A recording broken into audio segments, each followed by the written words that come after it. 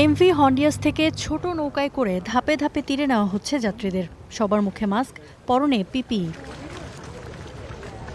স্পেনের টেনেরিফ উপকূলে নোঙর করা হান্টা ভাইরাসে আক্রান্ত জাহাজটি থেকে প্রথমে তীরে আনা হয় 5 স্প্যানিশ নাগরিককে। পরে একটি বাসে করে তাদের পৌঁছানো হয় বিমানবন্দরে। কর্তৃপক্ষের তথ্য মতে সামরিক বিমানে মাদ্রিদে যাবেন তারা। সেখানেই একটি হাসপাতালে কোয়ারেন্টিনে থাকবেন।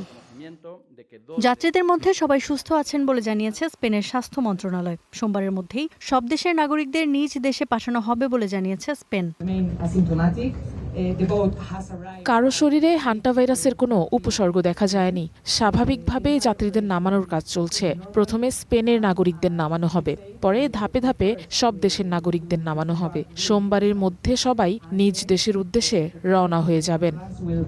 স্পেনের পর নেদারল্যান্ডসের নাগরিকদের নিয়ে ছেড়ে যাবে ফ্লাইট। বিমানে থাকবে জার্মানি, বেলজিয়াম, গ্রিসের নাগরিক এবং জাহাজের কিছু কর্মী। ডাচ নাগরিকদের নেওয়ার পর ধাপে ধাপে নিজ গন্তব্যে রওনা হবেন অন্য দেশের যাত্রীরা। পুরো কার্যক্রমের শেষ ফ্লাইটটি যাবে অস্ট্রেলিয়ায়।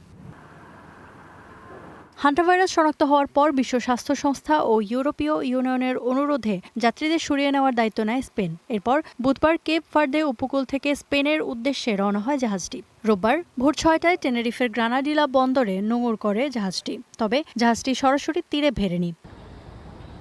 ইউরোপের জনস্বাস্থ্য সংস্থা জানিয়েছে, সতর্কতামূলক ব্যবস্থা হিসেবে বিলাসবহুল প্রমোত্তরী এমভি হন্ডিয়াসের সব যাত্রীকেই উচ্চ ঝুঁকিপূর্ণ সংস্পর্শে থাকা ব্যক্তি হিসেবে বিবেচনা করা হচ্ছে। তবে সাধারণ মানুষের জন্য ঝুঁকি কম বলেও জানিয়েছে সংস্থাটি।